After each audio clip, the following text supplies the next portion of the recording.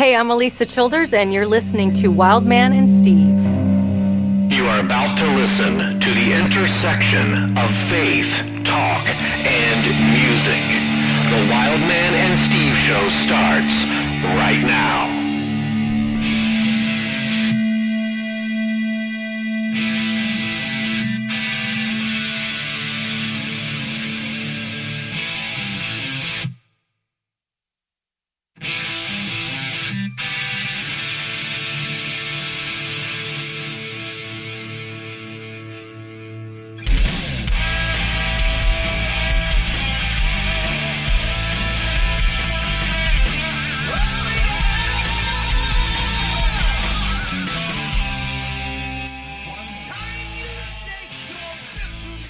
So, Steve, how are you doing today?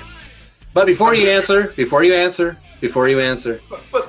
had this series of openings, and I'm just trying something new. Okay, we've been talking over and over the different creative ways to open up a show, right?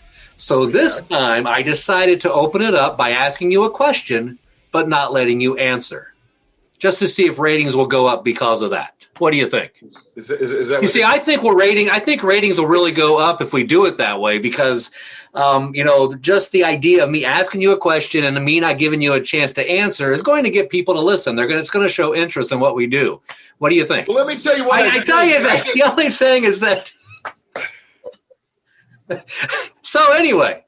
Now that we've opened the show that way and our ratings are going to go through the roof where everybody's all excited about that, ladies and gentlemen, we want to welcome you once again to the Wildman and Steve show. And Steve, of course, as everybody knows, he's a Latin teacher. He's a rock and metal enthusiast.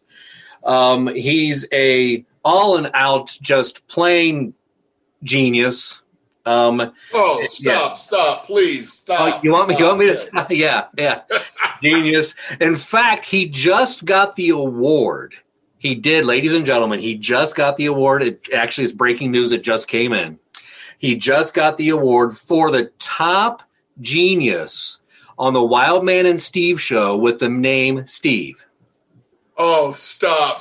Seriously. I just like to thank everybody who made that award possible. Yes.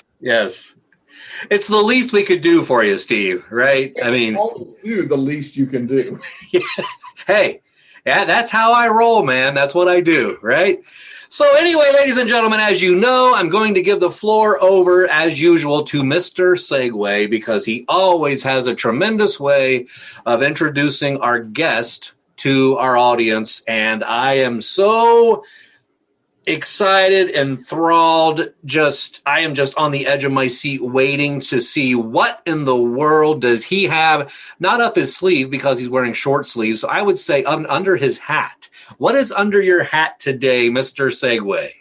Well, I can tell you it's not a lot of hair, but I honestly don't understand why you think that I have these cool segues. I usually just tell you about what's going on in my life, and somehow you think that's special. Like today, for example, just kicking around, kind of doing nothing, watching some classic Disney movies. One of my all-time favorite, Pete's Dragon. So, one of the all-time favorites, a little bit of live action, a little bit of animation in Pete's Dragon. And, I love, part of the reason I love Pete, just the name Pete in general, is because, as you well know, as a biblical scholar, Peter means the rock, and we're into rock music, and it doesn't get a lot more metal than a dragon. So Pete's Dragon, I don't know, that's kind of where I'm at today. Well, hey, that's great, and I can sense where that vibe, where that Pete vibe is coming from. In fact, by the time this show is over, hashtag Pete vibe is going to be trending. That's what's going to be happening. Ladies and gentlemen, we want to welcome to the show today, Mr. Pete Dankelson. Pete, how are you doing today, sir? Welcome to the program. Hey, I'm doing good. Thanks for having me. Yeah, we're honored to have you, sir. So we have a lot to talk about. I stumbled across you myself on Twitter, watching your video and playing guitar and playing AC/DC, and we'll get into a lot of that. But why don't you just tell our listeners who you are and specifically what is Pete's Diary all about? Yeah, so my name is Peter Dankelson, 20 years old. Been playing guitar for quite a few years now. And see what you mentioned, Pete's Diary. It's kind of a long story. But I guess the short end of it is when I was born, basically I was born in the year 2000, right? So, social media wasn't quite a thing at the time yet. Like maybe there was just Facebook was kind of in its early stages, right? Not a lot going on for social media. So basically for the first 3 months of my life, I was in the NICU, and Mom basically wrote this kind of a journal. She kind of wrote it in my voice. It's like diary entries, and she would send it to my family members just to kind of keep them in the loop of what was going on. And that was, I guess you could say, the original Pete's Diary. And I guess fast forward a few years later,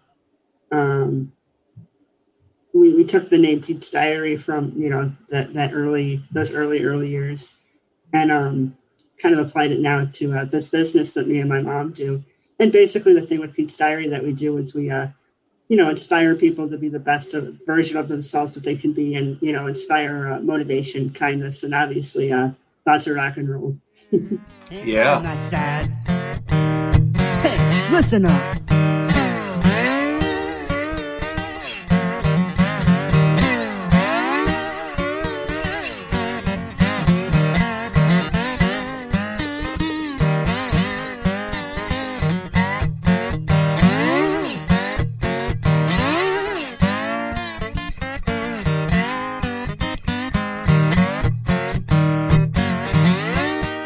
So I've read through quite a bit of it, and I know you are in many ways a motivational speaker and somebody who helps people get beyond challenges in life. What are some of the challenges that you that you did overcome, or that you point to the most, that you see that definitely this was something that was a roadblock, but through my mom's help, my family's help, whoever, I was able to get past that? Yeah, so I guess kind of the first of the challenges, I was born with a rare craniofacial syndrome called golden heart syndrome. And basically, it's the reason why I had to stay in the NICU for the first few months of my life. Long story short, with some of the stuff, I call it the package deal that I got with golden heart syndrome. I'm missing my left ear, or my crochet.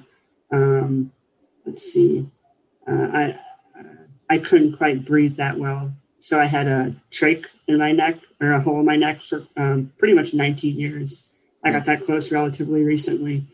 I have some problems with my heart. My airway's very small, which is why I have the hole in my neck. So, kind of lots of all these, lots of stuff in this package deal, as I call it. So that's just kind of, I guess, the first of those challenges. Okay. So what we want to know, let's just cut right to the chase. When did you first pick up a six string? I mean, it was like the day you came out of the NICU, they had like a little cut down miniature guitar, and they stuck it in a little ukulele. Yeah, right, exactly. So how did you get into the guitar? Unfortunately, it wasn't a ukulele out of the NICU. I actually picked it up when I was 15 years old. So, quite a bit.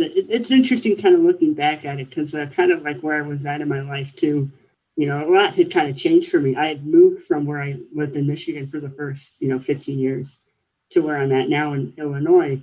And I was just starting high school for the first time too. So it was the end of my freshman year of high school.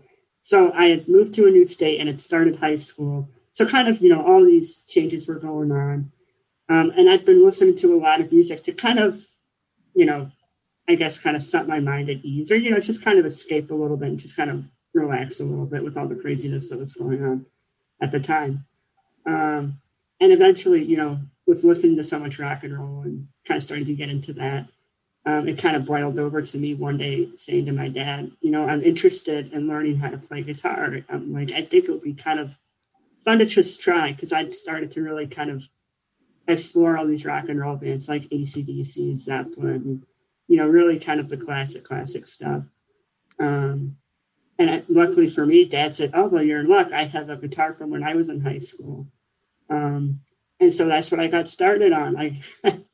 It's not in here right now, but he has a little, it's like a Fender Music Master from 1978, just like a one pickup type thing. And this PD amp over here. And then the other thing too, and this little distortion pedal. And it's like as soon as got everything into gear and running, I was hooked. I started going on YouTube and checking out songs, and I once I started, I couldn't stop. I was obsessed. Well, you just said it right there about going on YouTube, and that is one of the advantages to the era that we live in, right? You go on YouTube, and suddenly you can find not only video of all the greats when it comes to really any instrument, but also you can find instructional videos and so forth. Is that how you really started to learn the craft of playing? Was it primarily through videos, or did you have a particular teacher, or maybe your dad? Yeah, so it did kind of start out just kind of me. For the first year of playing, it was just kind of on my own, going on YouTube. Dad would kind of push me a little bit because I'm really stubborn. And it's like, you can't just keep hitting the open strings. We got to start learning some of these chords and stuff too. So, eventually started learning the A, E, G, D, those kind of types of chords. But once I got a power chord under my fingers, it's like, I'm good to go. And on the first song, I really kind of learned all the way through with those proper chords. Again, with help from YouTube and stuff, was an AC/DC tune called Live Wire off of their first album. And that was just kind of one of those cool defining moments. It kind of started everything. Wow. Well, Steve and I are definitely encouraged because if you've ever listened to us at all, we're always talking about bringing back the classic rock and not even talking about bringing it back because as far as we're concerned, it never left. It never went anywhere. We're still living in that era. So to see somebody at your age enthralled by it, not just playing it, but definitely enthralled by it and excited by it is very encouraging for us. So you're going to be carrying the torch. I hope you understand that. You're going to be carrying the torch for your generation so that 10, 20 years from now, 30 years from now, classic rock is still going to be there, right? And there's all these new bands that I've been discovering, all the time. I'm kind of discovering more and more new bands. Like some of my favorites right now, like Tyler Bryant and the Shakedown, Dirty Honey, Greta Van Fleet, lots of those, types of young, new, energetic rock and roll bands. It's got that kind of like classic era flavor, but it's kind of got its own thing to it as well. Yeah. And I love it. I love listening to them and, discovering those types of bands. Yeah. Well, good. So what is it that, everybody who plays an instrument does anything creative like that? I suppose there's motivation for people that aren't doing anything you would call creative, like let's just say working on an assembly line for that usually the idea of creativity doesn't come up with that. So doing something creative like music and the guitar, where does your inspiration come from? Like, what is it that motivates you to keep going with that?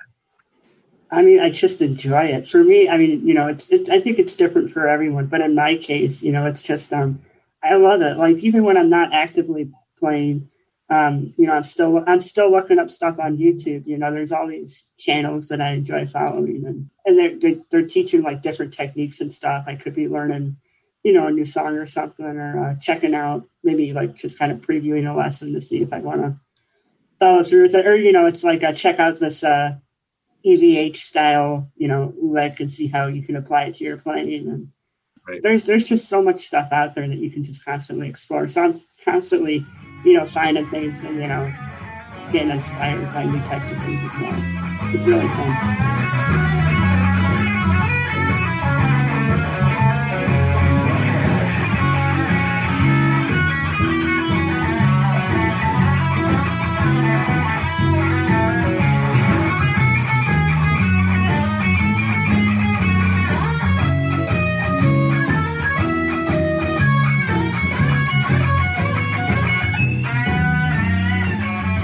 Well, I don't know if you've had a chance to listen to much of our show, but we've had some pretty big name guitarists that we've been very fortunate to have. I'm thinking of both Michael Sweet and Oz Fox from Stryper, Bob Hartman from Petra, Rex Carroll, White Cross, Joel Hoekstra from White Snake. And I think about those names, and I'm thinking about you. So here's my question for you, sir. Name one just classic giant rock guitarist that you would love to play with. Oh man, I think with like my style and kind of playing, there's two huge names that have kind of, I like a lot of different types of guitar players, but there's two that have really formed the bedrock of my playing. And the first one is Angus Young from AC/DC. The other one I'd say is Slash from Guns N' Roses. So yeah. Well, good.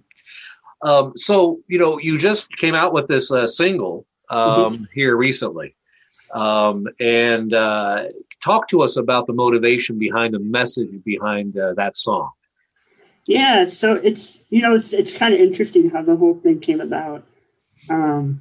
Like writing, it's just kind of funny. Like if people kind of know my style and like what I do, they typically think that I would assume of the just kind of like rock electric guitar kind of licks. So I always kind of thought that it was kind of funny. The first song that I'd ever released was an acoustic with a slide. Like it's like a total kind of opposite of I think what people would expect. But it kind of rose. It kind of came about just kind of trying something new because I don't do much slide and acoustic playing. So and it was easy to record. You didn't need like a whole huge band to do it.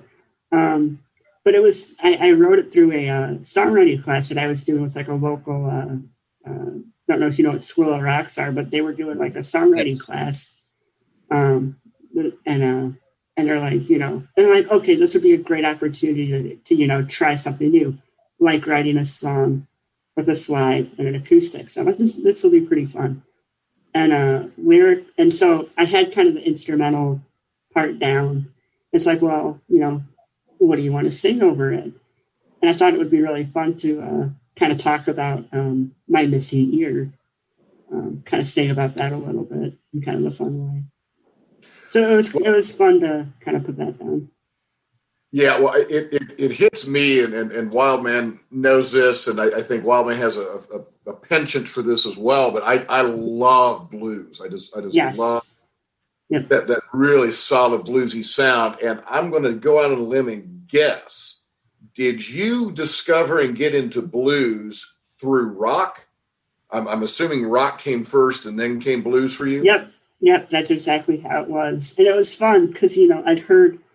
Like Zeppelin has a song called Rock and Roll, and sure. In blues there's the standard kind of 12-bar blues format, and I'm like, oh, okay, so that's how kind of what I figured out what a 12-bar blues is, and that was kind of the fun part about Can't Stop Staring. It wasn't like I had to stress about writing this whole thing. It's like, oh, okay, once I figured out how to do that kind of 1-4-5 blues progression thing on the slide, I'm like, I could keep doing that and throw the lyrics over top, put in a solo, and it's pretty much done.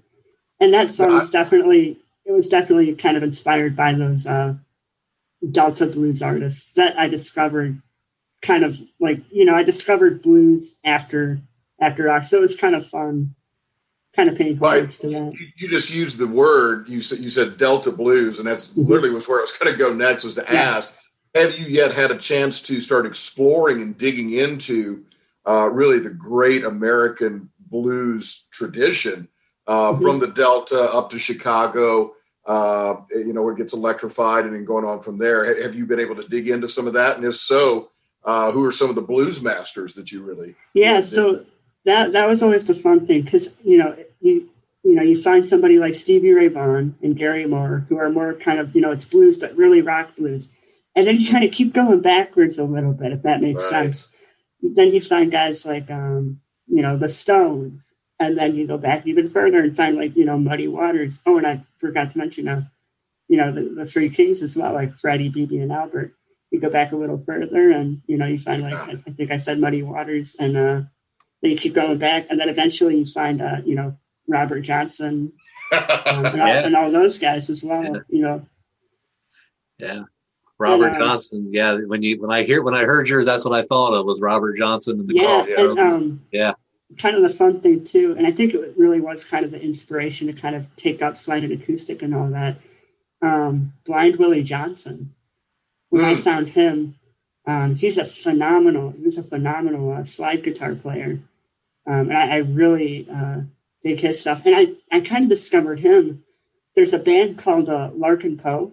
Have you heard of them? They're kind of like a blues. They're kind of like a blues rock band. And they put out an album pretty recently called Self-Made Man, which is really good. But they covered a Blind Willie Johnson song on there called God Moves on the Water. And I was like, wow, this is really good. And then I found out that it was a Blind Willie Johnson tune. So then I went back, listened to some of the original stuff. And then it kind of, really kind of inspired me to continue pushing into that acoustic blues, that Delta blues kind of realm. It was really cool.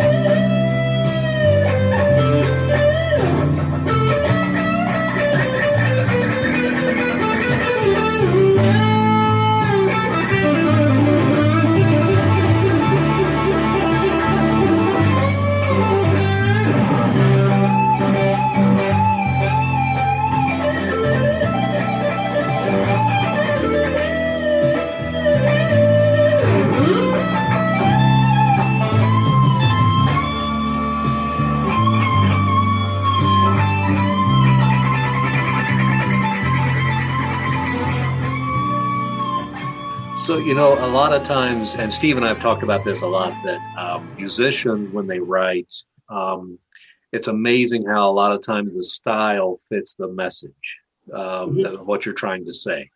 Like AC/DC, for example, when they're writing something, it's in your face. They want you to know what they're saying. Yep. And so when you wrote this song and you wrote the lyrics to it, how did it make the connection for you to the blues sound, to the message you were trying to get across?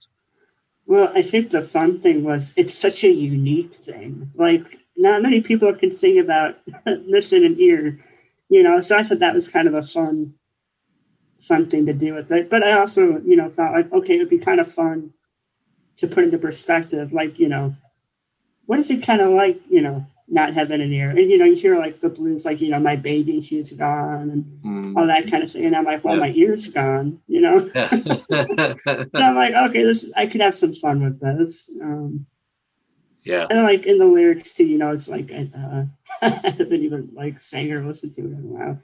It's like started out my day just like any of the rest. So, it's kind of like, I thought it was fun how it kind of, the direction it took and all that. Right. It was a cool. Thing. Well, it definitely is. It was definitely unique, as you say, because I let me just plead the guilty here, because when I saw you, it was like, hey, Dankelson's dropping a single. I was ready to rock, and then I hit it, and I was like, whoa, this is a different direction. Yeah. I'm sure that took everyone by surprise, because like I said, I'm sure, with me, they're expecting the whole, AC/DC kind of up-tempo rock thing, which I'm still, dying to do, and I'm hoping to do really soon. Sure. But I thought that, and, I'm like, I really want to release something. And frankly, it worked out because, like I said, I'm like, well, I just need an acoustic guitar and, my voice. Right. So I had my friend come here and he helped set up the recording equipment and all that. And it was just a few hours and then it was done. And I was like, okay, now figure out how to get it out there. Yes, so, I encourage everyone. It was a good way to kind of just kind of get started and figure out how putting a song out works to kind of, lead into hopefully the, more rock and roll stuff that I want to do. Right.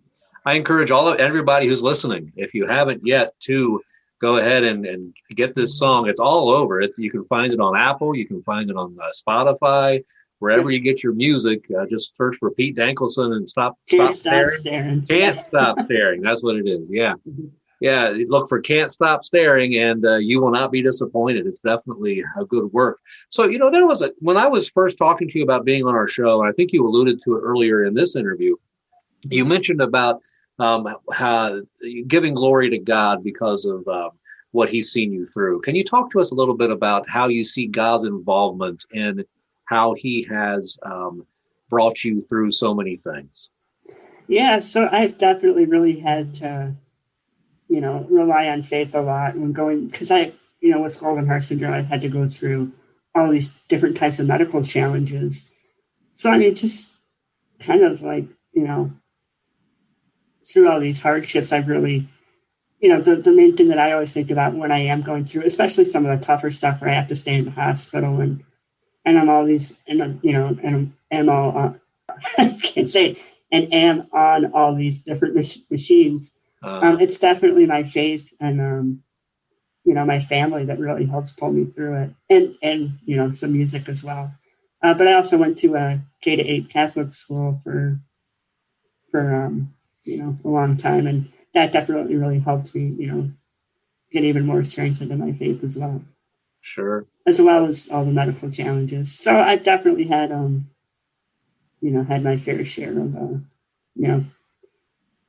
being thankful, praying to God and also being thankful, if it makes sense. Yeah. Sure. No, it does. In fact, you mentioning the Blind Willie song a minute ago, and so many of these artists really came out of especially a Christian culture, especially there in the South. A lot of these folks, their entrance to music was singing in churches or playing in churches. Right. Yeah, definitely Right. Move from there. It was a lot of people go, rock and roll's of the devil. Well, it's interesting because rock and roll came from blues, and blues came from a lot of it. Gospel. So you really, you see that going through there. Mm-hmm. I got to say, and for our listeners who are only listening via the podcast and won't be seeing video, we're looking into Pete's room here, and you've got as many guitars as the legendary David St. Hubbins from Spinal Tap. I don't know about that. Yeah, so I'm seeing acoustics, I'm seeing electrics, I see Les Paul, I see Strats. Kind of what is your favorite axe that you've got in your room right now? Let's see. So the hollow body right here. It's 335. 339. Oh, 339. Yes. I see now. Okay. Yeah, it's like the hollow body, like the typical 335, right, but it's scaled down because I'm not exactly a tall guy. So it really is. It's like a 335, but for tiny people. Okay. And right. honestly, one of my other favorites too. I really love my SG. Yeah, I've seen you play that quite a bit. Yeah, it's just I've messed around with a bunch of different stuff, and I think that's the one that really is kind of the most comfortable for me.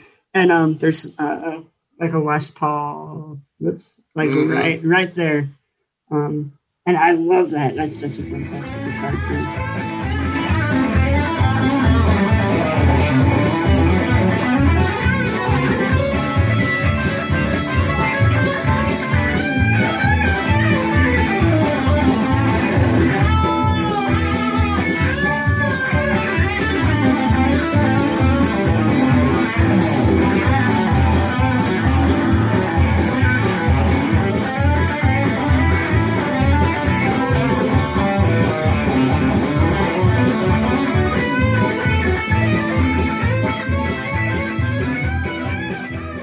Well, and speaking of that, I mean, you mentioned about hoping to doing something soon. So I got to put you on the spot here just a little bit.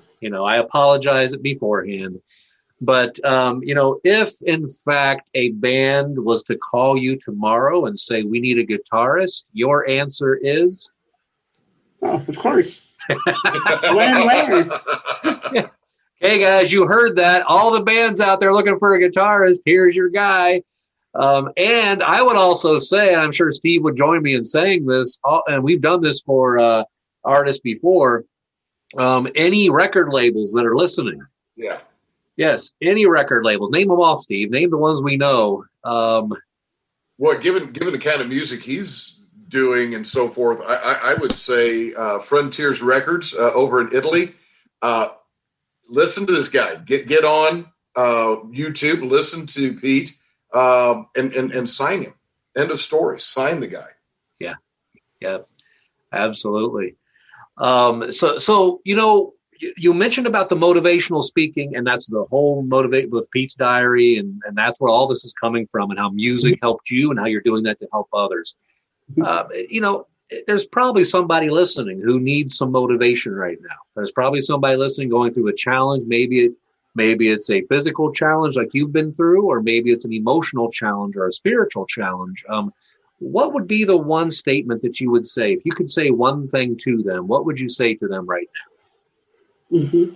So let's see. I think, when I'm in, and I think this too, like when I'm in the hospital, especially on like the physical side of things, when I'm kind of, not exactly feeling the best and really kind of down. And I've heard this saying for a really long time, and I really do think it's true. There's always going to be somebody who's better off than you, and there's always going to be somebody who's worse off than you. So to me, it's always kind of been this perspective thing, especially my last day surgery I had over a year ago. I had to stay in the ICU for almost a week on a ventilator. And it's like, okay, this, not fun at all, really rough stuff. But then, you're in the ICU, you kind of see some stuff, happen and hear some commotions that go on. And you just kind of, I remember, when some of that was going on, I just remember kind of sitting there going, okay, this situation I'm in, it's not fun at all. But it's like, it could be so much worse. Like it really kind of grounded me a little bit. Yeah. Oh, good. So what do you have planned? I mean, you mentioned about the possibility of having music in the future. COVID has changed a lot of things. We understand that. So what is it that we have to look forward to? What are your goals, or what are you thinking about here in 2021 regarding Pete Dankelson and or Pete's Diary? Yes, I mean, I've been working, so music-wise, I've been, jamming with a drummer friend of mine on a bunch of like original stuff. I've been showing him riffs and stuff, and we've kind of been, constructing some song ideas.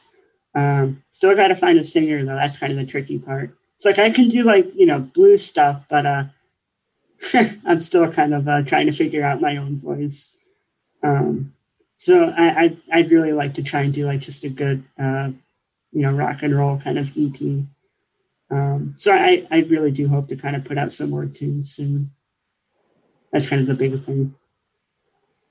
Well, we know a few singers, so we'll put the word out.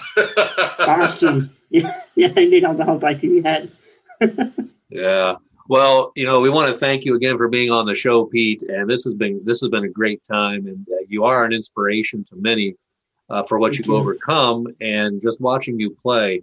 And I must confess, okay, I have to confess. I confessed this to Steve before the show even started.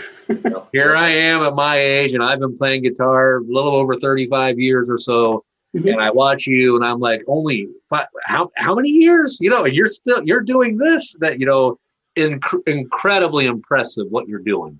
There's no question.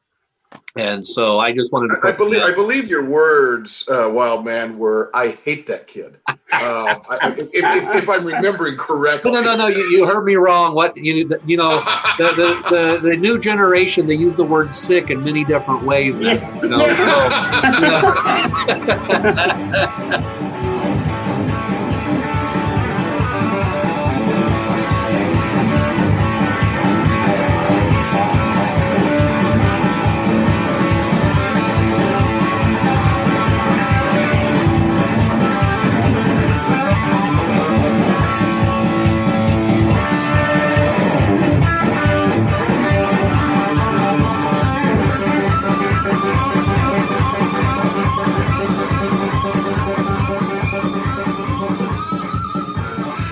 Yeah, but we want to thank you and thank you for what you're doing. We want to encourage you to go forward and continue. Absolutely. Continue putting out those videos and the music. We love what you're doing.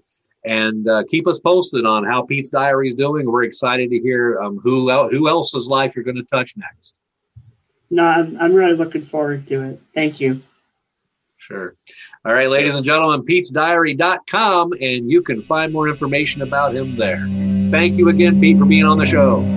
Hey, thank you for having me.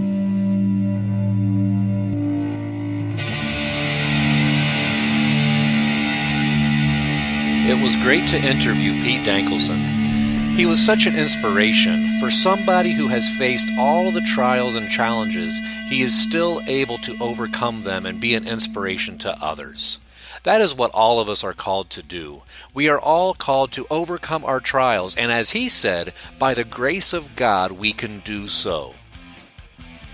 And let's not forget what a tremendous guitarist he is and his wonderful taste in music. Thank you for listening, everybody. We will see you next time.